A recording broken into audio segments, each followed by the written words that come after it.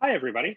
My name is Vince Meldrum. I'm with an organization called Earth Force, and we use a program, or we use a technique that we call environmental action civics. You might say, what is environmental action civics? And that's what we're going to talk to you about. We're going to give you some information on what it is and how it works, and even provide you with some techniques that you could incorporate into your own programming in the coming years. And so let's first start with a definition of what environmental action civics is. And at its base, environmental action civics is just a different way to teach about the environment. It's a technique that gets young people to learn really deeply about environmental issues that are impacting their lives and right in their very community. But in addition to that, it also provides them with some skills and knowledge and motivation so that they can take what they've learned and they can apply it to the very city that they've had, that they can become civically engaged in trying to solve problems. So for instance, a few years ago, we were working with a group of young people in Wentzville, Missouri, and they became really interested in recycling and wanted to increase the recycling rates in their community. And so what they did is they identified that there was a new law in their community that incentivized recycling, and they worked with the folks who had created that law to change it so that people who were living in multifamily dwellings could also participate. So you can see the essence of environmental education there and the essence of civic education. The young people identified an environmental issue they cared about, they studied that issue, they come to understand how the systems had produced the problem, and then they did something to solve it. So it's that great melding together of environmental education and civic education to create what we call action civics. And when you do environmental action civics, you're really doing essentially four things. Young people investigate a problem in their community.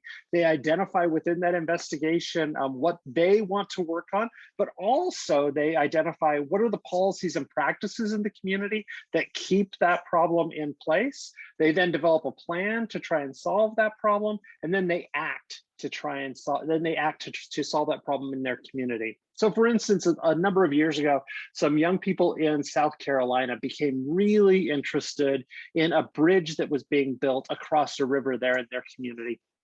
And they wanted to make sure that that bridge was bikeable and walkable, and that there was a way for young people to use it, not just for cars.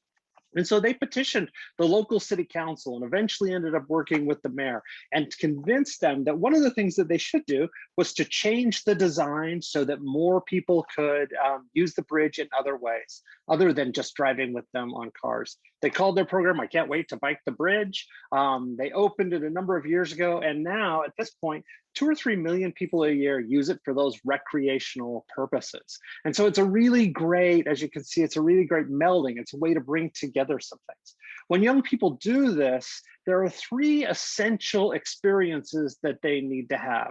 First, they've got to choose the project that they work on. It can't be selected for them by somebody else. It can't be something that's assigned. It's got to be something that they really choose. Second, they've got to debate it with other people. And when they debate it with other people, that deepens their learning, but it also helps them understand how the issue operates in the community writ large. And then third, and perhaps most importantly, and for some of us, this will be a shock, young people need to advocate to people in power for change.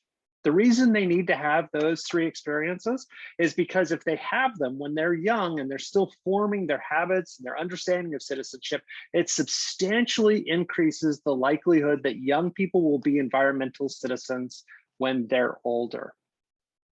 You know, some of you might have heard this story. It is getting a lot of play right now, but there was a young group of people, a group of young people here in Virginia, where I'm from, that were interested in indoor air quality. They had found mold in their classroom, and they actually are doing a presentation here at the conference.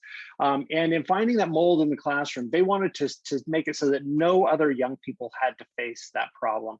And so they studied the mold. They became a really deep understanding of how it got in there. It's because of climate change. Water had gotten into porous materials that the school had been built with. They identified a change that they wanted in the school district, so they petitioned for that change, but they were unsuccessful. They continued to talking to people, and eventually they met a state senator named Senator Evan, who worked with them to develop a policy that was then put before the Virginia State House and State Senate and was passed. And that law just went into effect, and it requires every school in the state of Virginia to both test for mold spores and to inform parents and teachers about its existence, but then also to do remediation. And if you watch the presentation that those young people have done for this conference, one of the things that one of the young women who participated, her name is Veronica, who participated in the thing, when I asked her, what's really made a difference here, and why has this changed for you? And she said, the thing that made a difference is that my educator understood that the problems in my community were something that was important to me. And I got to select from those problems the thing that I wanted to work on. And if I hadn't had that opportunity to select that, I never would have worked so hard. And if I never would have worked so hard, I never would have had the chance to work with Senator Evan to try and change that law. And if that wouldn't have happened, I wouldn't understand the power that I have as a citizen.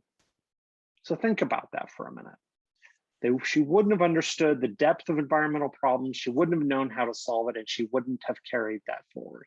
And so what environmental action civics does is brings all these experiences together so that when young people encounter problems, both now and when they're older, they'll have the skills, the knowledge, the motivation, and the mindset, the belief that they can make changes in order to make changes.